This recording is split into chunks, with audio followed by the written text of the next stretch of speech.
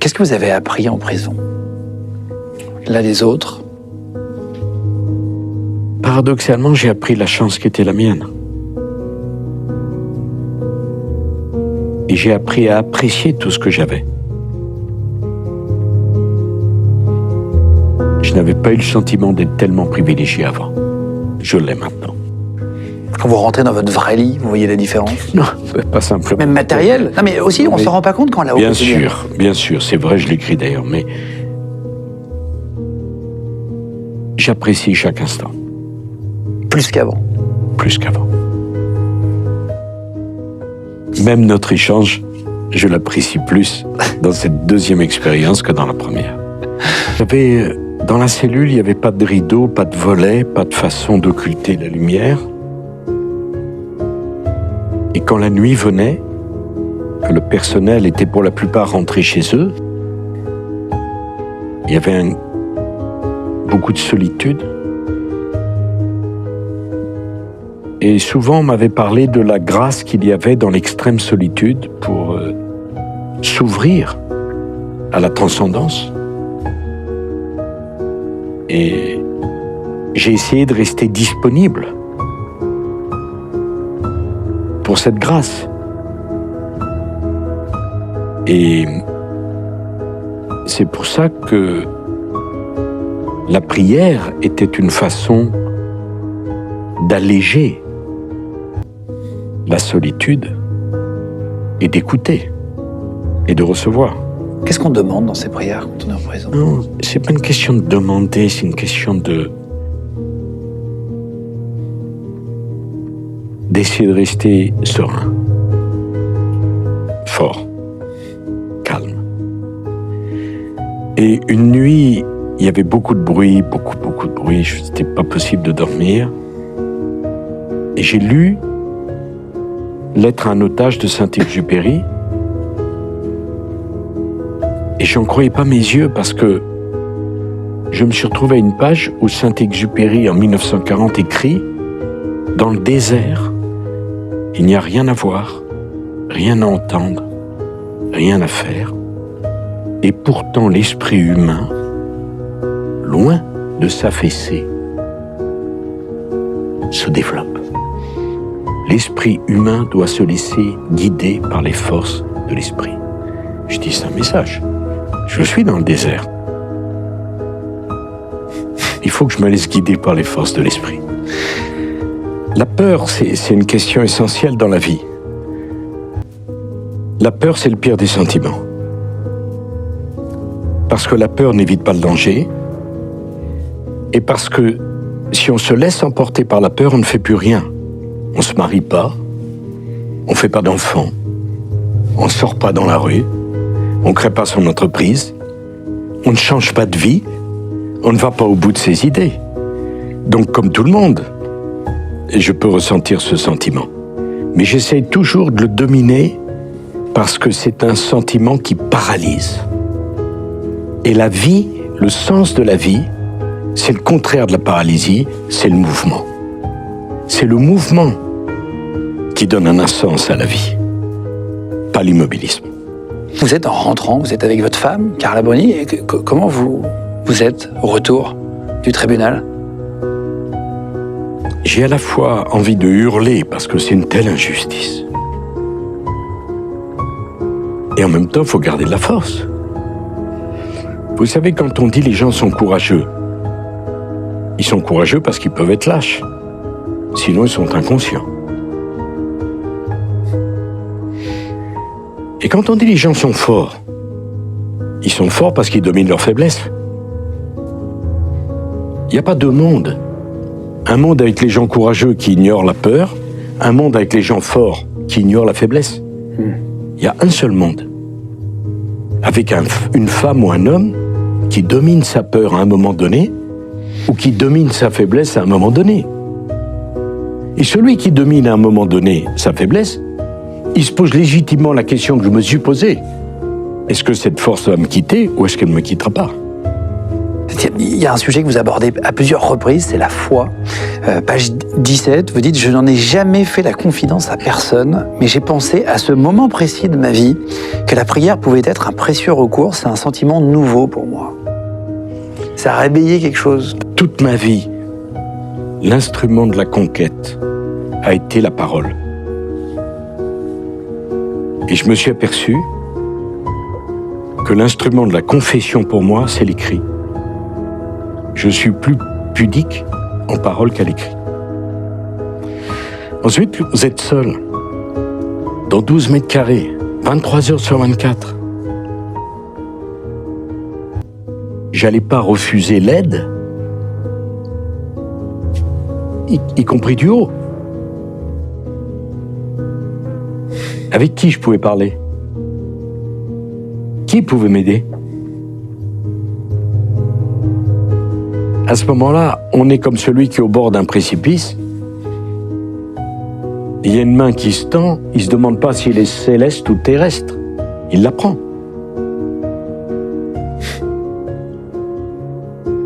Et peu m'importe les jugements là-dessus.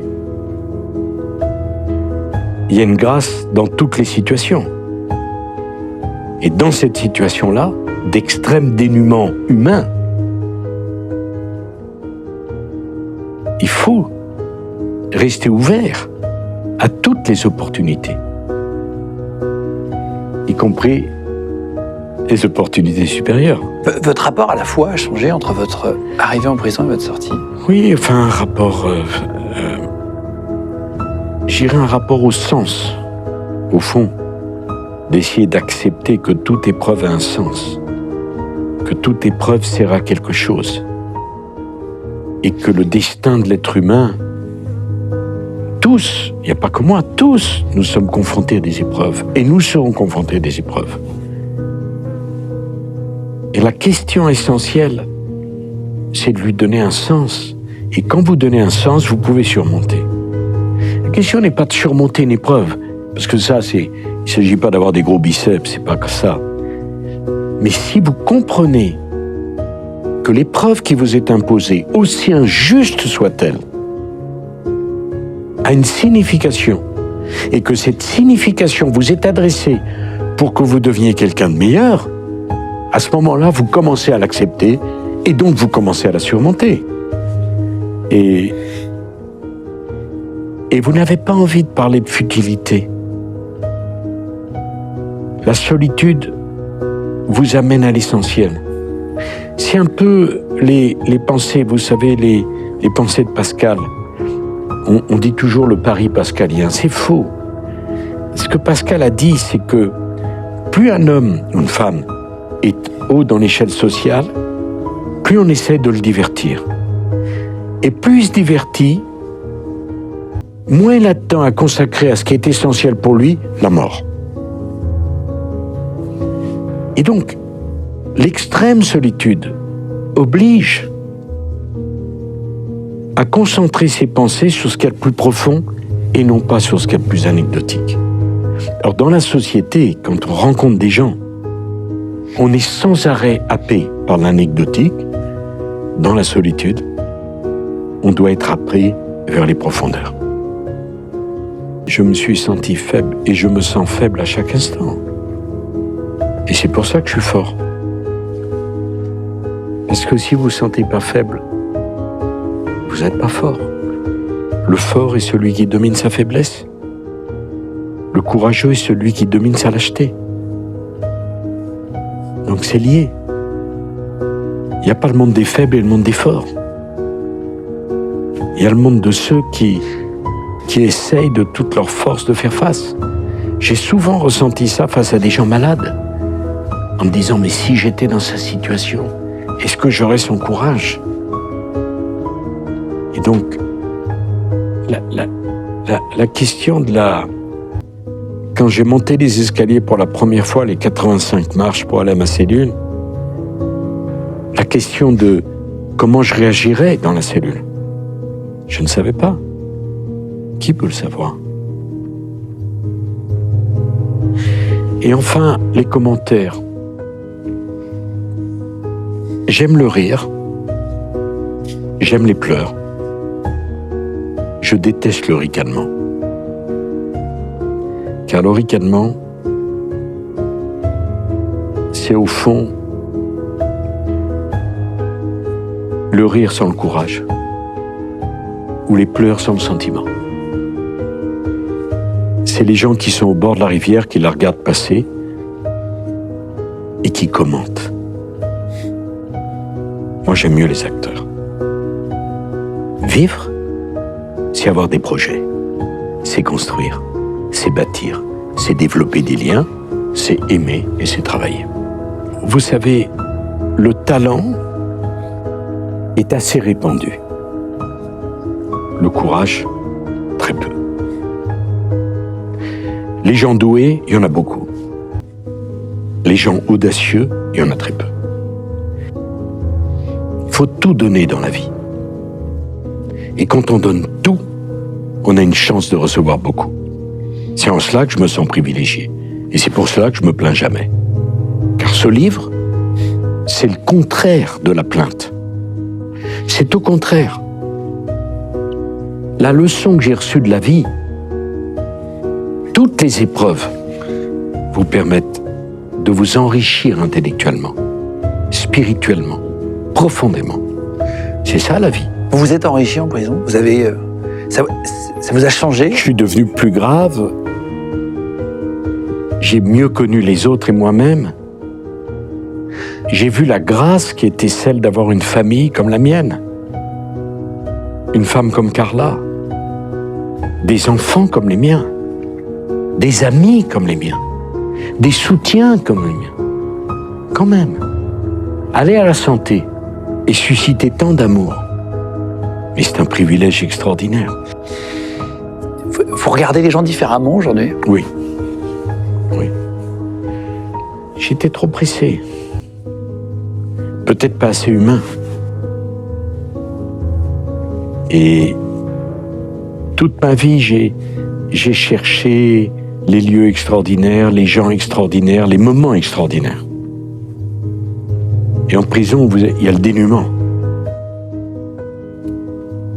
Donc, un détail peut devenir extraordinaire. Une pensée devait être extraordinaire. Et on apprend à être plus attentif et plus humain. Vous voyez, j'avais beaucoup de voisins qui criaient, qui hurlaient, qui étaient au fond de la détresse la plus totale. En liberté, quand un voisin fait du bruit, on est exaspéré. En prison, quand un voisin fait du bruit, on dit pauvre homme, comme il doit souffrir. On comprend mieux les autres. On est moins dur. J'ai reçu tellement de lettres bouleversantes. En prison? Et vous écrivez directement là-bas? Je recevais des sacs entiers de prison. Je crois que j'ai reçu plus de 20 000 lettres. Il y a une dame de 90 ans qui voulait venir à la prison de la Santé pour être emprisonnée à ma place. Et j'ai reçu 22 Bibles. J'ai reçu des chapelets. J'ai reçu des cadeaux. Et j'ai reçu des cartes postales de paysages magnifiques où les gens me disaient « Mettez-les sur les murs de votre cellule, comme ça, vous pourrez vous évader par la pensée. » C'était bouleversant. Les témoignages, je ne sais pas comment remercier tous ces gens. Et tous les matins, les surveillants amenaient le courrier. Je ne pouvais pas le garder, j'avais pas de place. Des sacs entiers. Encore il y a 2 jours. Ça continue d'arriver? Ça continue. Des dizaines et des dizaines et des centaines de lettres. Les descendants